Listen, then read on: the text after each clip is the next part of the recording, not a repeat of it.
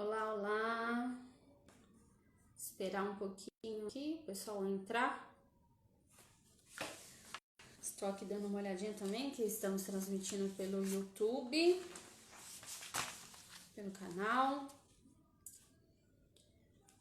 Me informem, por favor, se tá bom o som, o áudio. Me digam, tá? Daqui a pouquinho eu vou apresentar aí a nossa convidada especial. Enquanto a galera tá chegando, esse tema é um tema muito importante, né? É dependência emocional. A gente vai falar um pouquinho o que é dependência emocional, quais os sintomas, como tratar. Nossa convidada especial vai estar falando de forma mais profunda sobre tudo isso. Então, enquanto isso, o que você faz? Tem um aviãozinho aí embaixo na tela do seu celular, do seu computador, não sei de onde você tá vendo aqui essa transmissão. Manda aí pelo menos para 3 pessoas que o tema possa ser interessante para ela ou para ele, que possa ajudar. E daqui a pouquinho a gente começa, tá? Então, eu vou fazer isso agora aqui também.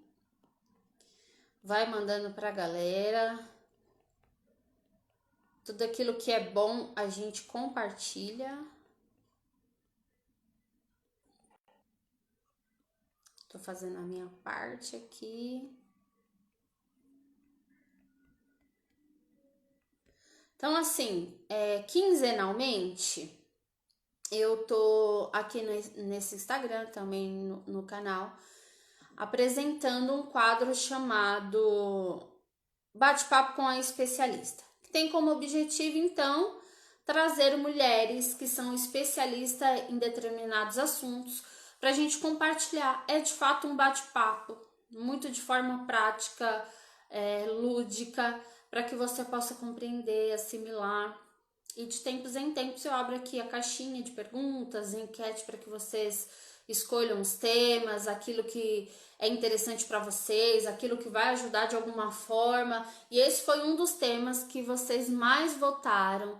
Como foi pedido esse tema sobre dependência emocional, eu acredito que vai ser muito rico essa noite de hoje.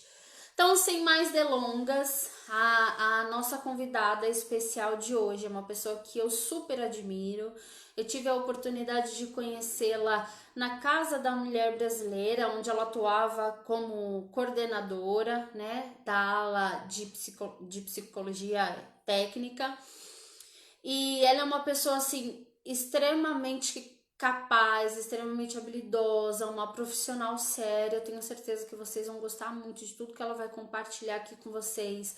E ela traz assuntos que são muito importantes, relevantes e complexos, mas de uma forma leve, de uma forma com que você possa compreender, enfim, colocar em prática, tá?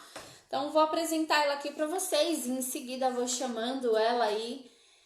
E, nossa, eu tenho certeza que vai ser maravilhoso. De antemão, também quero aqui parabenizar todas as empreendedoras. Hoje é o dia do empreendedorismo feminino e também dia da prevenção contra a violência doméstica para crianças e adolescentes. Então, esse nosso bate-papo aqui vai ser de suma importância. Porque se a gente cuida bem das nossas crianças, eles não serão adultos comprometidos, né? Serão adultos sadios. E essa é a nossa missão. Eu acredito que a educação é sempre o caminho, tá? Então, enquanto eu convido ela aqui, eu vou apresentando. Acho que é muito engraçada, mas ao mesmo tempo é tímida, gente. Não parece. É tipo eu, tá? Então, assim, até. Olha ela aí. Vanessa, minha amiga Vanessa Longuinho. Van, primeiro de tudo, muito obrigada por aceitar o nosso convite, por disponibilizar a sua agenda aí para compartilhar um pouco do seu conhecimento conosco. Eu tenho certeza que vai ser uma noite muito rica. Antes de você falar, deixa eu te apresentar, tá? Para as pessoas te conhecerem um pouco, até Para quem me acompanha aqui há mais tempo, sabe que tudo eu anoto, então estou com papel e caneta. Se você não tá, eu acho interessante de repente você pegar, porque pode ser que você anote alguma coisa importante. E eu vou ler aqui um pouquinho do currículo da minha amiga, né, gente? Porque não dá para falar tudo de cabeça. Então, aqui, um pouquinho da Van. Como eu falei, a conheci como coordenadora, né, da aula técnica de psicologia na Casa da Mulher Brasileira, que hoje é a referência aqui no Brasil em apoio, atendimento a mulheres vítimas de relacionamentos abusivos e violentos, né? Então lá tem todo o suporte, uma equipe multidisciplinar que faz esse atendimento para a mulher. Não vou me estender tanto nesse assunto, mas foi lá que eu a conheci. Então, a Van é pós-graduada em psicologia forense e jurídica e ela foi motivada a fazer essa pós, entender a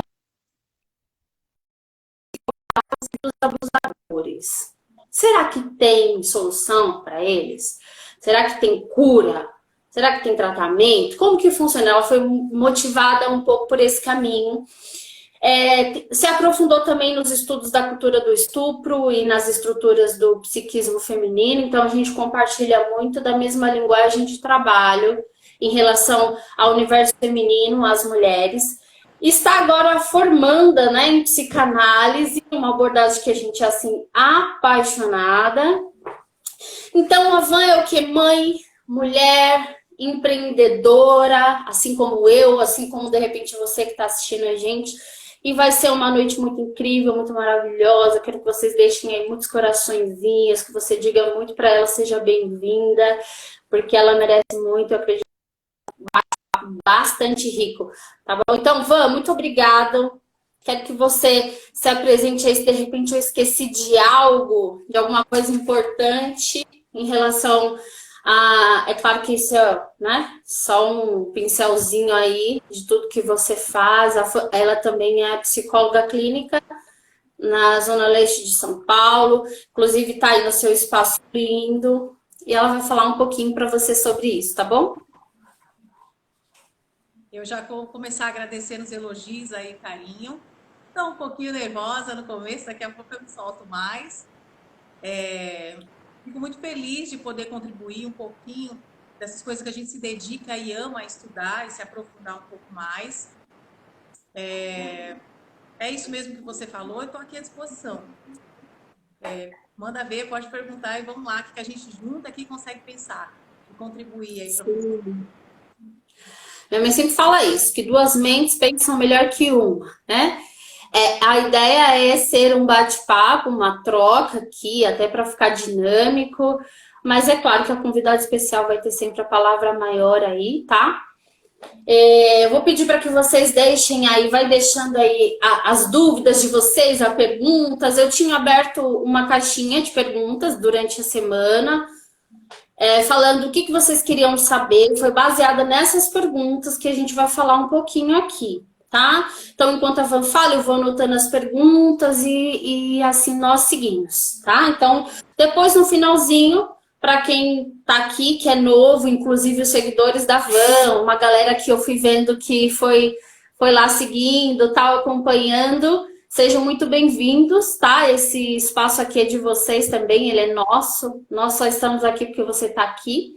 Depois, no finalzinho, eu me apresento um pouco aqui para vocês, tá bom? Então, Van, começa falando pra gente, então, o que é a dependência emocional? Porque eu não sei os nossos espectadores aí, mas quando a gente fala assim, dependência emocional, a primeira ideia que vem à mente é de um relacionamento amoroso e abusivo, né? E aí, como que é isso? Não é? O que é dependência emocional? Bom, vamos lá. A dependência emocional, vamos pensar na palavra, no poder da palavra dependência. Do que a gente depende? Eu acho bem interessante a gente usar o oxigênio. Pensar na parte fisiológica da coisa biológica, entender a importância do oxigênio tem para a nossa vida. Nós dependemos do oxigênio do ar para respirar, Sim. para nos manter vivos. Então, a palavra dependência já vem com a conotação de algo impossível de viver sem. E o que acontece com a dependência emocional? Eu pego essa lógica de seria impossível viver sem aquele afeto. aquele sentimento. Entretanto, nessa esfera emocional, essa dependência está no campo da fantasia, muito baseado na nossa própria história de vida.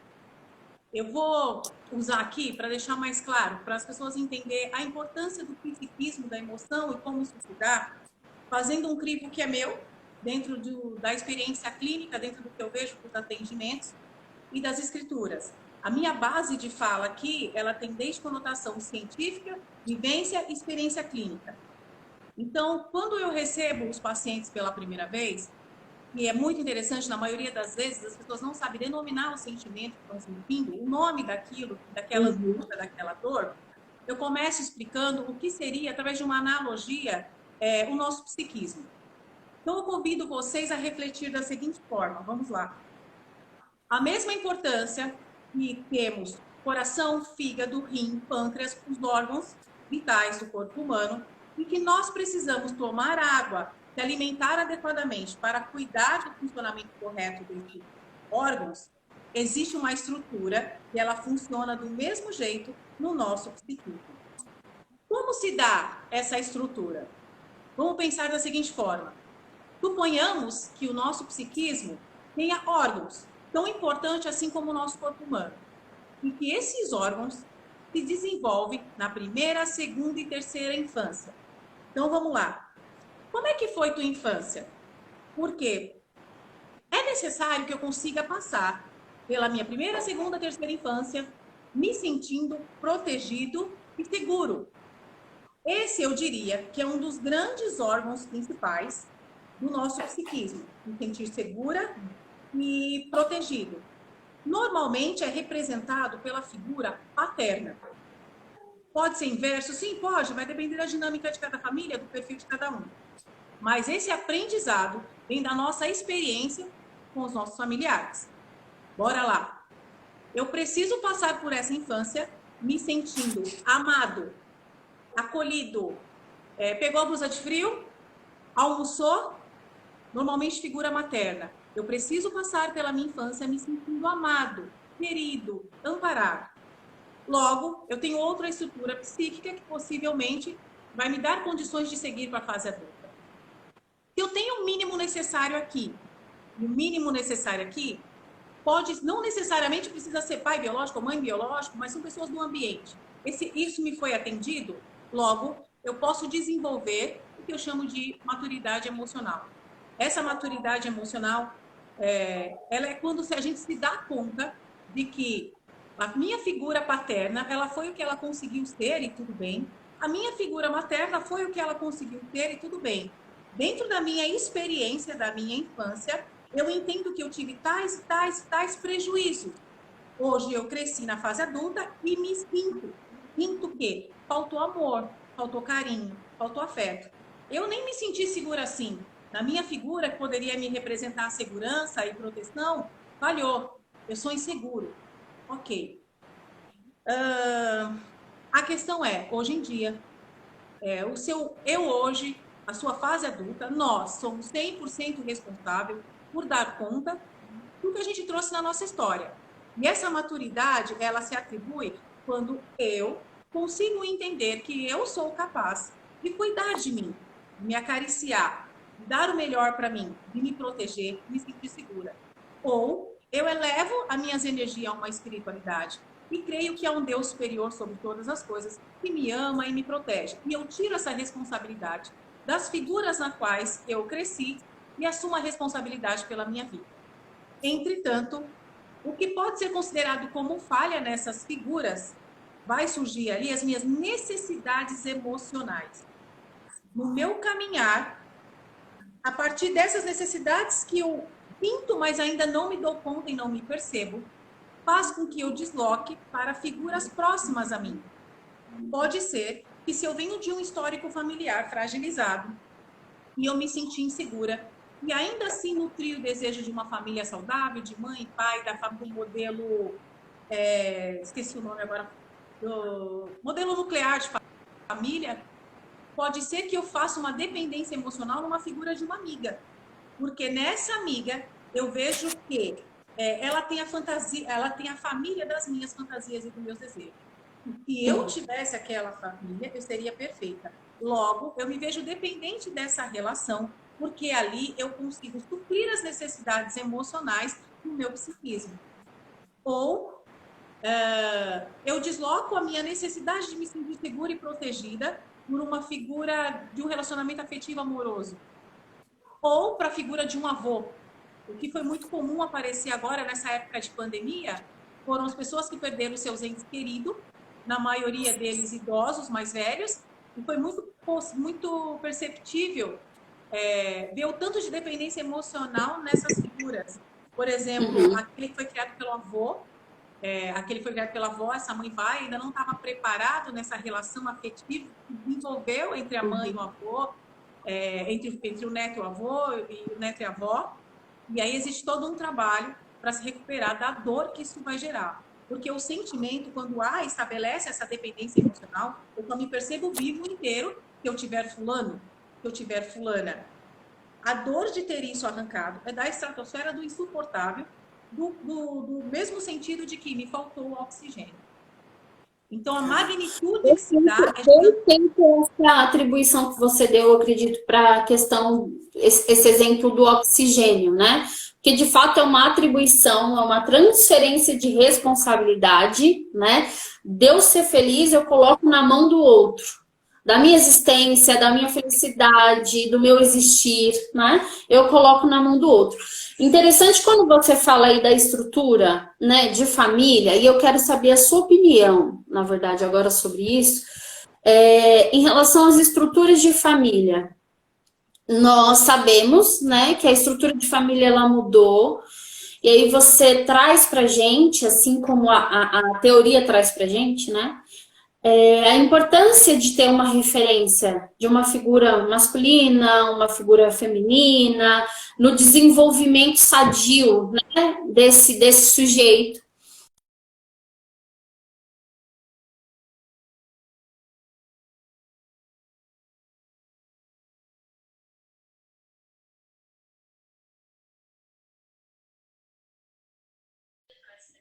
Sim, me veio, pausou aqui, Oi. pausou. Oi, voltamos. Pausado. Ah, Saiu aqui. Então, o que que você pensa, uma vez que você também é psicóloga clínica, assim como eu, das demandas que a gente atende, né, de uma estrutura familiar totalmente diferente do tradicional, né? Então, lá, a mãe, o pai, sei lá, de repente, dois filhos, o casal de filho, isso tudo tá diferente. Como que a gente, como que se dá a construção desse sujeito, né? Desse psiquismo sadio em relação ao emocional na questão da dependência. O que que você, Vanessa, pensa da sua experiência clínica? Como que você tem trabalhado essas questões? no atendimento clínico, eu tive a alegria, porque para mim, cada paciente que chega, cada cliente que chega é um presente. Eu recebo todos eles como presente e com muito respeito à história de cada um.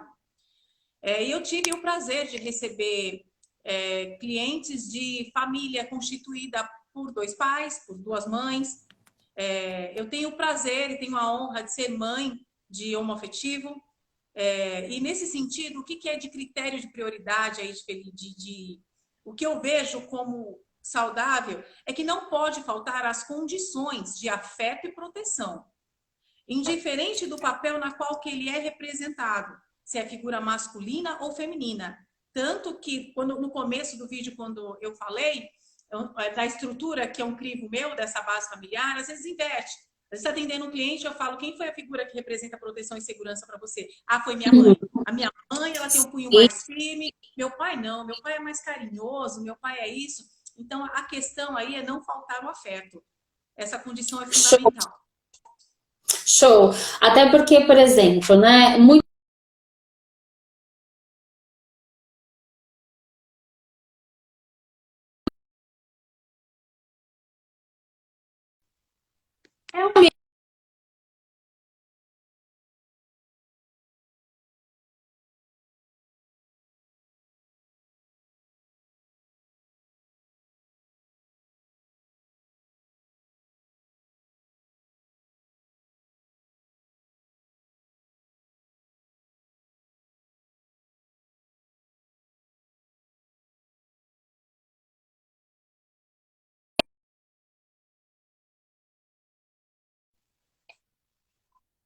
tema tão sério, tão importante, que até a minha conexão tá falhando. E eu tô no Wi-Fi. É um É a sua mesmo. Gente, me perdoem. Tá no Wi-Fi aqui, mas a conexão tá falhando. É muito interessante quando você traz essa questão, né, de ter os acordos ou os papéis bem definidos, independente. Hoje, por exemplo, a gente falou um pouquinho do dia, né, do empreendedorismo feminino. Então, quantas mulheres fazem esse papel, né, do provedor na casa, né, de uma figura de um pulso mais incisivo, mais firme. Então, muito bacana isso que você colocou. Só queria trazer porque de repente tem alguma pessoa aqui que não tem uma estrutura familiar padronizada, tradicional, né? Como a gente chama. Então, muito bacana isso que você trouxe. Van, feito isso, entendendo então que essa projeção para o outro, da minha necessidade de ser feliz, quando eu transfiro isso, como que eu percebo então que você falou, né? Ah, inicialmente eu não sei nomear, eu não entendo muito bem essa dinâmica. Então, quais são os sintomas? Como que eu percebo? Ah, não. Porque a gente sabe que só pode mudar alguma coisa quando a gente tem consciência disso. Então, como que eu percebo? Como que eu me dou conta? Quais são os sintomas, então, da dependência emocional? Tá, então bora lá. Dependência emocional, ela vai se constituir naquilo que eu acredito dentro das minhas fantasias, que só determinada figura pode preencher o meu vazio, o meu buraco vazio. E aí, essa dependência emocional é singular de cada da história de vida de cada um. Ela pode ser necessidade de segurança, necessidade de proteção, necessidade de afeto, necessidade de amor, N sentimentos ou emoção que vão constituir a dependência emocional de cada indivíduo. A partir daí, os primeiros sinais que você consegue identificar, primeiro passinho é de que tem algo errado comigo. Eu tô estranha, eu tô deprimida. O que acontece quando você se estabelece numa relação de dependência emocional? Você vai perdendo sua identidade. Você passa a funcionar no modo de que o outro acredita que seja o melhor para você. Você vai perdendo a condição de escolha. Você vai perdendo a condição de tomada de decisões. E nesse sentido, aumentando cada vez mais a dependência naquela figura. Então, você começa a trazer outras patologias. Um transtorno, uma patologia, ela nunca vem sozinha. Ela sempre traz outras. Por exemplo, eu entro aí num quadro, se eu estou ligado numa relação de dependência emocional por segurança, com a segurança abalada, logo eu tenho medo. Se eu tenho medos, eu já acordo desconfiada. Já acordo desconfiada. Se eu estou desconfiada, eu entro em sinal de alerta. Se eu estou em sinal de alerta, eu passo a ter meus pensamentos disfuncionais, desenvolvendo crenças disfuncionais, onde algo ruim vai muito acontecer, uma catástrofe vai acontecer. Se eu aciono pensamentos disfuncionais, eu passo a emergir outras crenças, por exemplo, de incapacidade. Porque a partir do momento que eu já tenho um abalo na base de segurança, tenho medo, me torno desconfiada, sinal de alerta. Em sinal de alerta, já começa as primeiras reações fisiológicas. Dor de cabeça, tensão muscular. Nossa, eu ando tão tensa, não estou aguentando meu ombro, minha cabeça está explodindo. Lógico, você já acorda inconscientemente aí, sem perceber ainda, mas você já está tensa, você já está toda tensa. Aciona pensamentos disfuncionais. Desses pensamentos disfuncionais, crenças de incapacidade. A mãe da ansiedade é um abalo na base de segurança. Na nossa tríade, estou com a minha base de segurança abalada, é o que vai me trazer a característica da ansiedade. A base da depressão é quando eu aciono crenças de incapacidade. Eu não sirvo, eu não consigo, eu nem sou tão boa assim. E esse é um discurso clássico que a gente escuta na pessoa com demanda de dependência emocional. É do eu não consigo, eu não posso, eu preciso do outro, está no outro. Então aí eu já trouxe um quadro de ansiedade com um quadro de depressão. Quando a pessoa vai aparecer no consultório, buscar ajuda? Só em crise. Quando ela chega, eu tô passando mal, eu tô com ansiedade, eu tô com alguma coisa ruim, né? É engraçado que quando são homens, os homens eles apresentam, eu vejo essa característica, mais dificuldade de nomear os sentimentos. A mulher tem mais facilidade nessa parte. O homem fala, é uma coisa ruim, um negócio aqui. É o que eles conseguem falar. A mulher não, a mulher fala assim, tô detonada, tá? Tô pra explodir, tô pra morrer, não quero, tô de saco cheio. Né? Fala, bora lá, saco cheio. Então começa, né? Sudorese, falta de ar, taquicardia, que são o quê? Os sintomas da ansiedade. Mas quem trouxe a ansiedade? Quando vocês vêm para o consultório, eu tô com quadro de ansiedade. Eu tô com depressão, não tenho vontade de viver, não Já tenho vontade vem de... Aí a gente doutora, eu sou ansioso, eu sou depressivo, eles já vêm com o diagnóstico, né? vem do diagnóstico. Aí a questão é, da onde vem isso? Né? Quando que nasceu isso? Isso vem pela necessidade do quê? Você acredita que te falta o quê? Que você não tem o quê? Né? Se você está me falando do monte de medo, você está me falando de insegurança. Que fantasia que tem aí? O que, que tem que não é elaborado? Que fez com que em algum momento da vida você acreditasse que não era capaz. Ou sentiu medo e se sentiu rejeitado ou reprovado. E por esse sentido parou de caminhar. Oi? Peraí, o tempo passou. Você não tem mais 10 anos, você não tem mais 15, você não tem mais 20. Você pode sair daí. Então, assim, os sintomas vão vir diversos. Vão vir tanto de características do quadro de ansiedade, como características do quadro de depressão. Uma coisa que é clássica é a falta de identificação. Quem é você? Não sei. O que você gosta? Não sei o que eu gosto. A pessoa vai se perdendo completamente, totalmente a identidade, porque ela passa a agir e a se movimentar conforme o outro fala ou faz ou acha que deve ser. Por que você não vai em tal lugar? Né? Aí a gente está lidando com jovens adolescentes de 20, 22 anos. Por que você não deu esse passo ainda? Não, mas o que meu pai vai pensar disso? Não, meu pai me mata. Tá, mas baseado em que seu pai te mata? Por que ele te mataria? Que medo é esse que você está eternizando dentro de você? O que foi constituído lá atrás, na sua mente, quando você era menor, que fez com que você achasse que você precisa da aprovação desse pai 100%, e de um pai que condena? Da onde vem isso?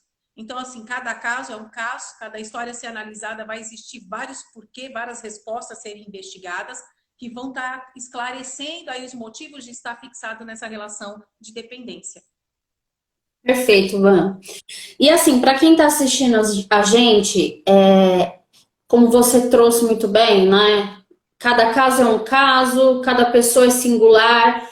E como você trouxe também, existem traços que são, coletivos, apresentados, tanto fisiologicamente como emocionalmente, mas ainda assim tem as questões que são muito individuais.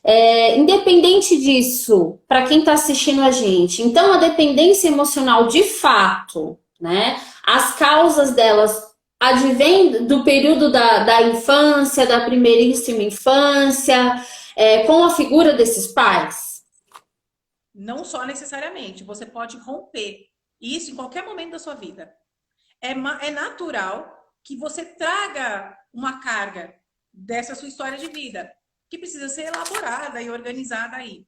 Mas não significa que você está ileso depois de determinada faixa etária de idade. A qualquer momento você pode romper, você pode entrar numa relação, num relacionamento, você pode ter amizades que no primeiro momento eram saudáveis, era legal, e aí os anos vão se passando, cada um se constituindo como ser humano, buscando conhecimento, e vai ter situações que talvez você nem caiba mais naquele lugar, ou senão as outras pessoas evoluem no modo de pensar, no desenvolvimento, e você percebe o outro que passou a ser superior a você, já que você já desenvolveu uma crença de capacidade aos 30 e tantos anos. Então, nesse sentido, você se coloca numa relação dependente com aquele grupo de pessoas, com aquele grupo de amigo, que parte dele está em determinado local, que para você está acima, aí você se coloca dependente inferior a ele. Essa ruptura, eu diria, ou essa fragilidade, ou esse marco, ela pode acontecer em qualquer momento da vida. Tá. E aí, para acontecer, a gente vai falar um pouquinho sobre ela. Mas eu achei muito interessante algumas perguntas que foram chegando aqui. Antes da gente falar um pouquinho, que o tempo aqui no Instagram, gente, voa que nem trem-bala. É muito rápido, né? Então a gente precisa aproveitar ele da melhor forma. Chegou algumas perguntas aqui que eu achei bastante interessante. Por exemplo, como lidar com a perda de alguém que eu era dependente? Como eu lido com esse luto de alguém que eu era dependente? Perfeito. É um luto, né? Toda perca, todo término, todo fechamento de ciclo, a gente vai entrar na fase do luto, né? Que é a fase da negação, não acredito. Meu Deus, eu não posso, como assim? Eu vou perder aquela figura da barganha. Não, meu Deus do céu, se essa pessoa voltar, eu faço aquilo outro. Da raiva, não acredito nisso, que raiva, eu me dediquei tanto, ou coisa e tal do gênero. E eu tô falando no sentido de perca dessa pessoa, tanto de uma separação, como da morte em si. Então, existem várias fases para você elaborar. Tudo existe um tempo e um processo. E cada um vai demorar o seu tempo para os seus processos. A questão voltando à pergunta, como que eu lido com a perca de alguém que eu era dependente emocional? Então, você vai trabalhar com 4 lutos. E, antes de tudo, você precisa de, eu diria que rede de apoio. Né? Quando você se percebe numa relação na qual ela estava te fazendo mal, você está adoecida, você parou de caminhar, você conseguiu se dar conta de uma relação de dependência emocional, busca a rede de apoio. A gente sempre tem uma amiga que nos ouve, que não se cansa de nos ouvir. Porque quando a gente está numa fase de desmame dessa dependência emocional, a gente chega a ser cansativa. Eu falo por experiência própria. Nem é todo amigo que vai te aguentar te ouvir mais. Porque tem amigos que vai chegar perto de você e vai falar assim, de novo isso. Eu não já te falei que essa relação não é saudável para você? E você faz, mas entra aqui, sai aqui, porque tem muita coisa que você precisa emergir e elaborar, entender ainda. Então, rede de apoio, aquelas pessoas que falam com você, você caiu, vem aqui que eu te levanto de novo. É rede de apoio e ajuda psicoterapeuta, por favor. Porque essa altura do campeonato, você não sabe mais das suas capacidades.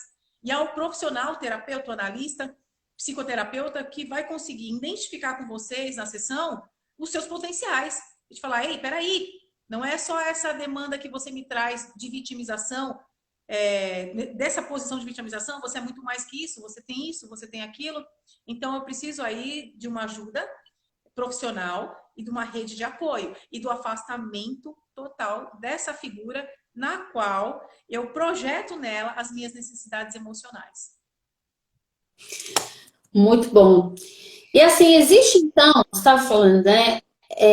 Da questão que a pessoa internaliza, entende como verdade. Às vezes o meu pai, ou a minha mãe, ou a minha figura de responsabilidade, nem era a intenção de provocar insegurança, medo, ou rigidez, ou o que seja, né? Mas eu entendi dessa forma. Quando eu cresço, me torno um adulto, existe a possibilidade, então, quando você fala de projetar esse comportamento em outras relações, seja num amigo, num parente, tal, existe a possibilidade de eu ter, então, esse padrão, essa busca pela repetição? Opa! Óbvio que de forma intencional ou não, né? Eu busco é um padrão de repetição, assim? Sim, acontece. Acontece muito essa busca de padrão. Vamos lá. Se você tem uma relação materna, figura materna, dentro dessa relação você se percebeu não amada, não acolhida, não acarinhada. E nesse sentido, do que uma necessidade universal? O que o ser humano necessita e briga e corre atrás? De ser amado, de ser importante para alguém. Necessidade universal. E se eu, como um bebê, não me entendo nem importante para minha própria mãe, quem que vai me amar? Ninguém. Então, eu já começo as minhas primeiras necessidades emocionais. Será que sou boa o suficiente? Será que eu tenho amor para dar? Alguém quer receber meu amor? E é o que acontece. Existem casos que a gente vai estar falando de relações narcísicas, né? Porque falar de dependência emocional não tinha como tocar no nome do narcisismo. Mas aí a gente está falando de um transtorno, de limiares de transtornos, onde, de fato, as pessoas que se convivem com esse perfil de pessoa, que tem esses traços de personalidade narcisista, acabam se tornando vítimas dela. E para sair desse movimento, é bem desafiador e precisa muito de rede de apoio profissional para se dar conta de onde está. Porque essa pessoa, dessa relação que fere, é a mesma que eu queria que amasse e que me amasse. Então, nesse sentido, existe um desafio maior. Meu telefone um pouquinho ali, o fixo. Existe um desafio maior. E aí o que acontece? Eu cresço uma criança emocionalmente abalada, que busca o amor, o afeto dessa mãe, que pela história de vida dela não conseguiu dar nem integrar. Eu não sei qual foi a história dessa mãe, ela foi o que ela conseguiu ser. A questão é, ao me dar conta na fase adulta, o que eu faço com a maneira como eu percebi e com as dores que me gerou dessa história? O que eu faço com isso? Então, o que que acontece? Sim, vamos lá se relacionar, relacionamento afetivo amoroso. Eu estou falando de uma dependência emocional, de uma necessidade de ser amado. Relacionamento Uhum. amoroso, a gente quer o quê? Ser Isso é amado. por aí. Todo mundo quer ser amado, todo mundo quer ser aceito, todo mundo quer ser querido. Já começa por aí, né? Aí, o que que acontece? Eu vou, inconscientemente, eu vou escolher aquele parzinho muito parecido com as características daquela minha mamãe, né? Que eu queria que ela me amasse. E aí eu acho aquele parceiro com as características da minha mãe e eu desloco. Aciona novamente em mim, na fase adulta, uma necessidade de que aquela pessoa me ama, visto que o comportamento desse parceiro, desse companheiro, me lembra o comportamento de reprovação da minha mãe. Aciona em mim aquilo que ainda não foi elaborado, que ainda estava reprimido, a necessidade de ser amada. Logo, a outra figura, também de traços vai narcísicos ou não, se percebe no controle da situação. E aí começa a iniciar um ciclo muito adoecedor, né, de dominação do outro e, no caso, a dependência emocional cada vez mais fragilizada e adoecida. Então, aquilo que não foi resolvido ou elaborado, ou na infância, na figura materna, na figura paterna, na figura de um amigo, na figura do vô, na figura da avó, seja lá de quem for, pode sim reativar em novas relações. Por isso a importância do olhar-se, do reconhecer as próprias dores, angústias, feridas, entender. Dentro da minha história, qual o prejuízo que eu tenho? Vamos lá. Nossa, gente, como eu sou insegura. Gente, como eu me sinto feia. Gente, cadê minha autoestima? Ok, vamos pôr na mesa? Vamos pegar tudo isso que é nosso? É nosso. Vamos olhar. E por onde eu vou começar a arrumar essa bagunça aí? Essa peça é para cá, essa é para cá, essa é para lá. Organiza. Nós também não chegamos até aqui. Nós não tem mais 5, não tem 10, não tem 15, não tem 20. Nós crescemos. Somos adultos capazes. Se chegamos a conseguir procurar, conversar com uma amiga, desabafar, e conseguir chegar no consultório, pô, eu acho o auge. Eu piro de alegria quando a pessoa entra em contato e fala assim: eu nunca vim numa psicóloga, como que é isso? Eu falo, uau, eu vibro demais. Eu falo, que coisa linda, que alegria te receber aqui. Né? Como se as pessoas soubessem quanto puxando o saco já para nossa profissão, o quanto isso é rico, prazeroso, saudável. Eu falo que psicologia é salva-vida, né? A gente resgata aí mortos em pé. Quantas vezes eu, na minha história, não fui um zumbi? Eu escrevi isso hoje. Quantas vezes na minha história eu fui um zumbi? Quantas vezes tudo me doía tanto? Quantas vezes eu desejei não estar aqui? Mas aí existe uma ciência para isso. Existem profissionais para isso, que vai te reerguer de novo, que vai te ajudar, que vai te mostrar, falar, olha o que você está fazendo. Olha o que você tem de forças aqui, ó. Olha o tanto de ferramenta que você tem, meu. Vamos lá. A gente precisa disso. É a Love You Psicologia. Cuidar da mente, assim como a gente cuida de qualquer outra coisa, né, Van? Se as pessoas tivessem esse entendimento, e que bom que de alguma forma, falta muito, mas estamos caminhando vagarosamente, mas estamos em movimento, né? É muito importante se olhar, é muito importante se cuidar da mente como a gente cuida de qualquer outra coisa, até porque tudo começa na mente. Se a mente vai bem, tudo vai bem. Exatamente. Tem uma outra pergunta aqui, muito boa. Existe dependência boa? E aí? Boa pergunta, vamos pensar junto aí. Eu acredito, que a dependência boa, ora. Eu acho que a dependência boa é quando existe uma troca de necessidades emocionais onde não prejudica ninguém. Eu falei várias situações em pacientes, né? Eu vejo muito relacionamento se constituírem assim. Como se constituem as relações? Muitas por necessidades emocionais. Tá, mas eu tenho casos assim interessantes. Tá bom, mas eu me relaciono porque eu vejo na figura dele o autocontrole, a organização, a segurança que eu não tenho em mim. E aí você conversa com o parceiro e o parceiro fala assim, pô, eu me relaciono com a fulana porque a fulana tem a coragem, a destemida e o impulso que eu não tenho, que falta em mim. Logo, o casal consegue um equilíbrio dessas coisas, um respeita a capacidade maior desenvolvida ali do outro, se eu posso dizer assim, e o outro respeita a capacidade do outro, e aí o casal consegue buscar um equilíbrio. Nesse sentido, eu diria que é uma dependência emocional que não causa dano. Ao contrário, é uma ajuda coletiva. Aí vai ter que Uhum. entender depois o caminhar dessa relação, como isso vai se estabelecendo. Porque isso não significa que você não precisa desenvolver o teu lado que não está desenvolvido. Ao contrário, você pode aprender com seu parceiro. Você não, o importante é você não se colocar, né, por mais que está funcionando essa dependência, não se colocar ali como fadada, eu vou ficar com esse cara pro resto da vida, porque ele tem uma parte minha que eu queria que ele não tem. Não, não, não, não, não. Se você começou uma relação assim, o que você pode aprender com esse cara que é difícil em você? O que você pode aprender com essa mulher que é difícil em você? E vice-versa. E aí a gente tem uma relação de casal que os dois vão se desenvolver e crescendo junto, né? Entendendo a individualidade. Eu falo assim que casal tem que aprender a se comunicar assim, ó. Aparece uma situação, uma escolha, e é importante você pensar: essa tomada de decisão afeta a mim? Afeta minha companheira? Afeta essa relação? A gente tem que pensar por três: eu, ele e nós. E aí a gente Eu, ele. estabelece o respeito na relação. Aí tem eu, ele, nós de novo, né? Eu, ele e nós. Puxando esse gancho aí que você falou de não causar dano dentro daquilo que eu também acredito. Então, assim, existe aí uma dependência boa. A gente trabalha, inclusive, isso no consultório, para quem tem compulsão, para quem é dependente de algo ou alguém. A gente sempre trabalha a questão de você praticar adicções positivas, né? Então, exemplo, eu sou um adicto, usuário de drogas não listas.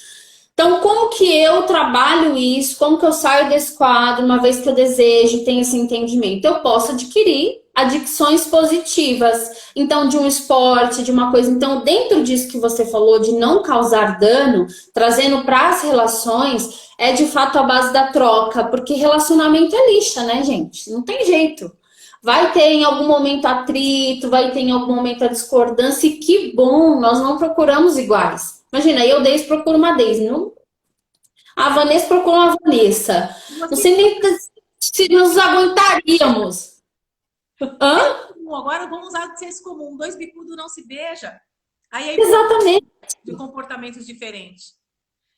Então, essa vai ser sempre importante. E relacionamento é isso, gente. Não importa qual relacionamento, se mãe, filho, se namorado, se é família. Relacionamento é troca. Isso é ser humano. Quando eu aprendo com o outro, quando eu aprendo do outro, isso é ser humano. Assim como nós também para a vida do outro, né? Então, fica a seu critério aí se existe dependência boa ou não. Se é que a gente respondeu. Ô Van, caminhando para o final, eu sei que assim, da minha parte, pelo menos, eu sei que você tem um fã-clube aqui e eu faço parte dele, né? Eu amo te ouvir falar, eu aprendo muito com você. Você é uma mulher que me ensina, que me inspira. De verdade, eu gosto demais da forma como você traz as coisas de maneira leve e simples, que qualquer pessoa pode entender, né? Mas, caminhando para o final, essa é a parte que todo mundo digita assim, né? Quais são, então, os tratamentos? Uma vez que eu identifiquei que eu sou dependente emocional, citaram até aqui uma questão da codependência. Não sei se vai dar tempo da gente entrar nisso ainda, a pergunta foi essa. E quando a pessoa é dependente de mim, como eu devo lidar? Talvez aí na parte do tratamento, da busca por ajuda, a gente possa entrar um pouco nisso. Então, quando a pessoa entende, como que ela faz? Que ajuda ela procura? Vamos lá, eu vou fazer dois cliques que eu acho importante. Quando eu estou na clínica com um paciente e ele pergunta: isso é bom, é ruim? Essa dependência é boa ou ruim ou não? Eu gosto de pensar em gestalt terapia. E nesse sentido, questionar: isso te faz sentido? Que sentimento isso te traz? Não existe uma lógica, né? Não existe um porquê, dessa maneira, dessa forma, porque a regra social diz isso. A questão é: te faz sentido? Você está bem? Fechou. Então não há um problema.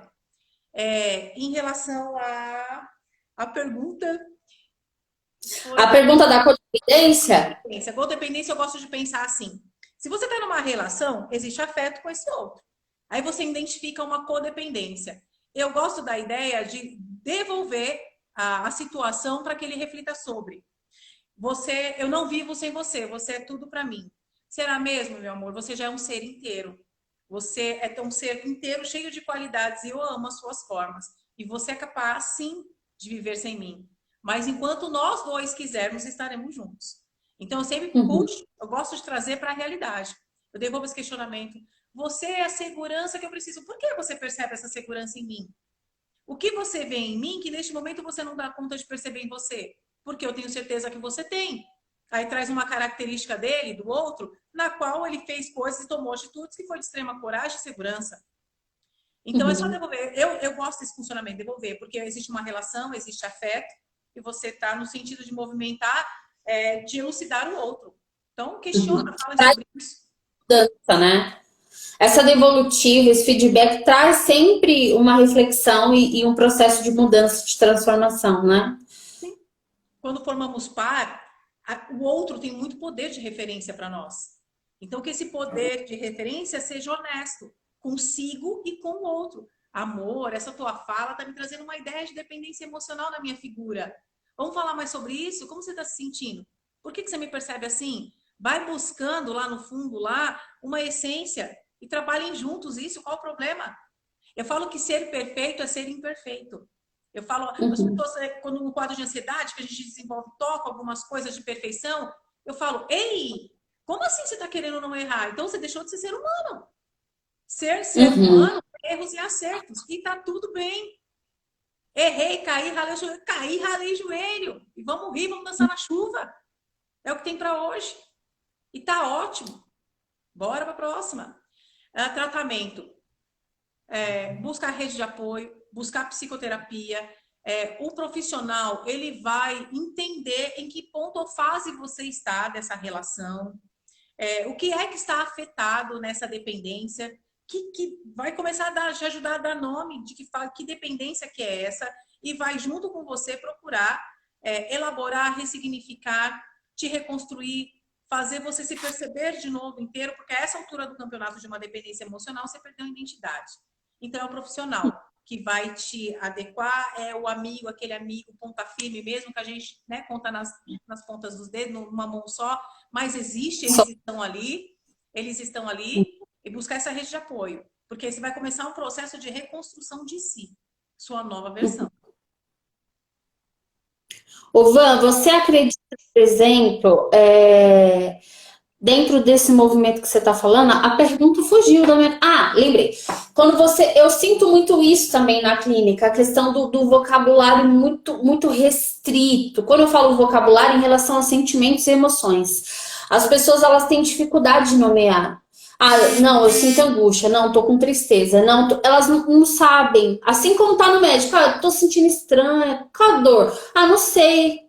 Não sei, é uma dor, não sabe nomear. A gente tem de fato um vocabulário muito restrito, a gente resume tudo, né? Todas as nossas emoções e sentimentos em angústia, raiva, ódio, tristeza são muito básicas. Eu até trabalho isso lá no consultório. Tem uma tabelinha, eu acredito que você tem também. Assim tem de sentimentos e emoções. Maravilhosa, gente, perfeita. Por favor, gente, vamos fazer terapia, vamos nos conhecer. Você sente isso também, que é muito resumido? E quando você fala da questão do homem que você traz aqui, eu penso assim, né? Nós mulheres, querendo ou não, nós somos preparadas, programadas, nascidas nesse ambiente para fala, né? A gente fala com a amiga, a gente fala com a planta, a gente fala para Deus, a gente fala na fila do banco, a gente fala... Os homens já não. Tem que ser forte, tem que ser homem, tem que ser macho, tem que ser... E aí eles não falam. É difícil falar sobre. Imagina, eu não posso nem me emocionar. Aos poucos isso vem dando, mas eu sinto assim uma dificuldade. Acho que talvez isso pode ser um tema de um outro bate-papo aqui, se vocês quiserem. Vocês homens que estão nos assistindo, diga aí se vocês querem que a gente fale um pouquinho mais sobre esse lugar de fala do homem, o quanto é importante isso, inclusive dentro de relacionamentos de dependência emocional, não importa ele quais sejam, né? Você sente também isso, essa restrição em relação ao nosso vocabulário? Sim, eu sinto.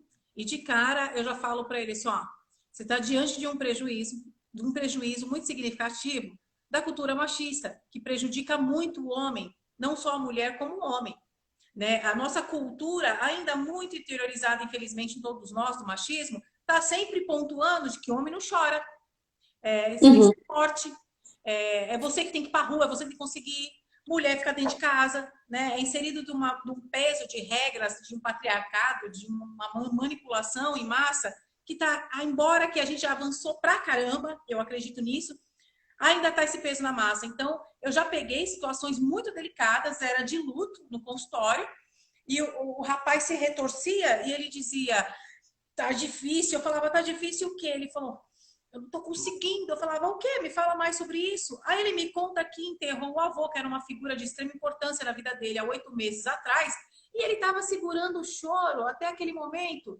Eu falei, mas por que que você não chorou a morte do seu avô? Ele falou, não posso, né? Eu falei, pode sim, claro, pelo amor de Deus. Esse espaço é seu, esse espaço é todo seu. Aqui você chora, aqui você ri, aqui você faz o que você quiser. Mas põe para fora porque você é um ser humano de carne e osso. Quando a gente perde as pessoas que a gente ama, a gente quer chorar sim. Às vezes, por N motivos, a gente quer chorar e tudo bem chorar. Quem foi que disse, Uhum. onde está escrito isso, que isso vai... Eu tenho que parar de chorar. Não, eu não posso. Para quem falou que você não pode parar de chorar, isso é um alívio. Isso vai afetar a sua masculinidade, né? Exatamente. E aí eu fui mostrando esses prejuízos que a gente traz, que são ainda culturais, né? Pode Uhum. chorar, você pode sim demonstrar sensibilidade, pô, que coisa linda. Eu acho tão nobre, do meu viés, eu acho tão nobre, eu acho tão forte, eu acho tão lindo. Um homem que Porra! consegue mostrar emoção, o homem e a mulher no geral. Eu acho lindo demais aquela pessoa que fala, não tô legal hoje. Por que não tô legal? Não tô legal porque vontade de chorar, beleza? Chora. E chora à A vontade, gente não, chorar, a gente conversa. a pessoa não sabe nem muito lidar. Se você perguntar para alguém que é sensível emocionalmente a esse ponto de conseguir externalizar, tudo bem, fulano? Não, pessoa, não, como assim? Você tá sempre preparado por sim, né? Tá tudo bem. Verdade. E então, Pan, de fato, nós só temos 7, 8 minutos. Eu quero aqui aproveitar, só fazer, acrescentar a sua fala dentro da questão do tratamento. A Van falou aí da psicoterapia, da rede de apoio, que é fundamental. Eu diria que os primeiros sinais de ajuda que a gente tem, assim, sabe? É de fato a rede de apoio, seguida da psicoterapia. Eu citaria também grupos terapêuticos que ajudam muito. Cito aqui um que eu conheço, tá? Que chama-se Celebrando a Recuperação, que é um grupo de partilha. Existem várias temáticas lá, várias questões, então vai dependência emocional, codependência, e as pessoas partilham das suas dores, das suas feridas, e aí você se conecta com a dor do outro, às vezes o que o outro fala te traz um insight, te traz uma reflexão e gera mudança. Então os grupos de partilha ajudam muito, de apoio. Quem quiser saber mais depois pode entrar lá no meu Instagram e pedir mais informações, como funciona, onde tem e tal. E outra questão que eu colocaria é desenvolvimento. Gente, busca desenvolvimento. Eu acredito que a forma mais pobre que você tem de economizar é não investir no seu desenvolvimento. É não investir na sua mudança de mentalidade. Vai buscar saber quem você é, quais são as habilidades que você tem, no que você é bom. Se eu perguntar aqui para vocês agora, o que você é bom, o que você domina, né? Você saberia me responder? Então, o que te faz feliz? A vida, gente, passa muito rápido e aqui nessa terra a gente vai ter só essa vida para viver, né? E eu vi uma frase do Cortella esses dias que diz assim: a morte é factual, mas o que você faz enquanto a morte não chega? O que você está fazendo enquanto a morte não chega? Não é responsabilidade, inclusive, nem do psicólogo, nem meu, nem da Vanessa, te fazer feliz. Quando que você vai ser feliz? Porque às vezes você fica buscando coisas, né? Eu vou ser feliz quando meu namorado me pedir em casamento. Vou ser feliz quando eu tiver aquela casa, quando eu tiver aquela roupa. Ser feliz é agora, ser feliz é hoje, é nesse momento, com o que você tem, com quem você é. Então, eu citaria mais essas duas coisas, o grupo de apoio, os grupos de partilha. e o desenvolvimento. Então, vá fazer terapia, buscar curso, tudo aquilo que te faz sentido, como a Van colocou aqui, vai buscar isso, sabe? Que eu acredito que vai ser muito incrível. Van, quer fechar a sua fala aí para a gente finalizar? Eu te dar um tchau. Sim, só agradecer, dizer que eu sou sua fã, eu adoro a sua dinâmica também, a tua energia, esse jeito empreendedor, essa sua garra de colocar a galera para cima. Curto demais, muito grata pelo convite. Pedir desculpa por alguma fala que eu não consegui atender aí. Aqui na live a gente sente aí meia sobre pressão com o tempo, sobre coisa e tal. Sim. Alguma coisa que depois eu possa rever, eu vejo os comentários, eu vi alguma coisa subindo, eu vi paciente meu ali com muito carinho. Agradecer a todo mundo, vou ler os comentários, vi amigo meu, psicólogo. Tem um fã número 1 ali, Leonardo, meu filho, né? Fica mandando pergunta para ajudar. Te amo demais, garoto. A Si também tá aqui. Si, um beijo. Eu vou Siva te tá aí? convidar para especialista. Você não foge, não. A Si tá aqui. Ai, Mandou saudade, coraçãozinho. Siva! Ai, legal demais, amei. Então, gente, não deixe de nos seguir. Ai, que saco isso. Particularmente, eu acho um saco isso. A gente tava falando nos bastidores. Eu e a Vanessa, a gente, puta que saco, meu, falar no box, esses negócios de Instagram. A gente gosta do face-to-face, da pessoa ali, de sentir a energia.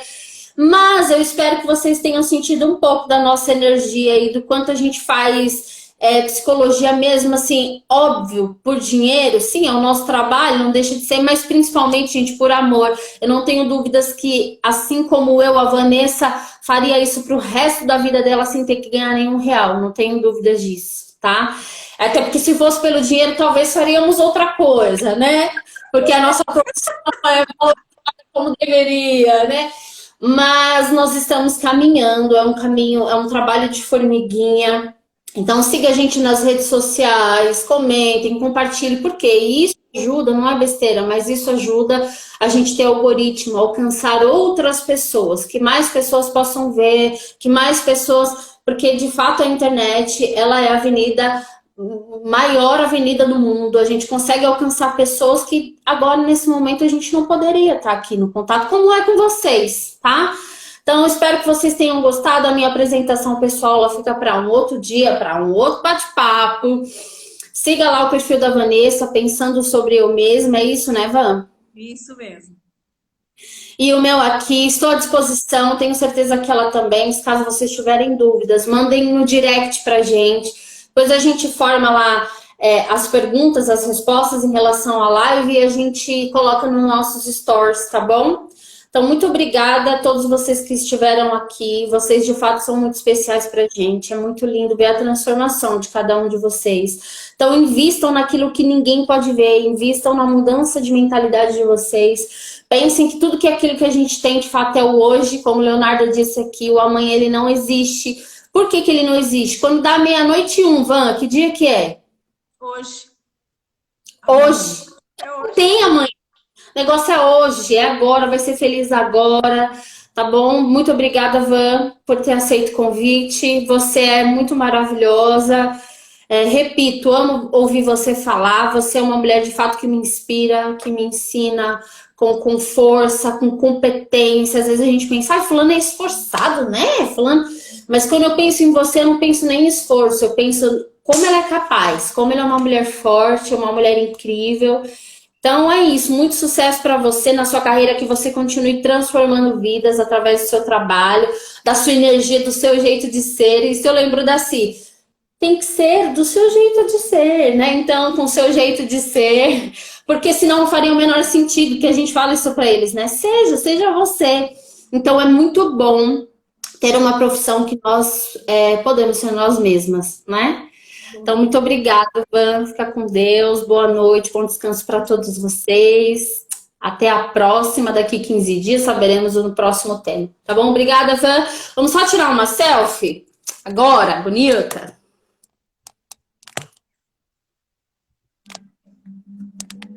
Foi. Muito obrigada. Sim, amo você, Leonardo, todos que estão aqui, os pacientes da Van, o fã-clube dela. Beijo para todo mundo. Fica com Deus. Obrigada, muito obrigada. Tchau. Tchau.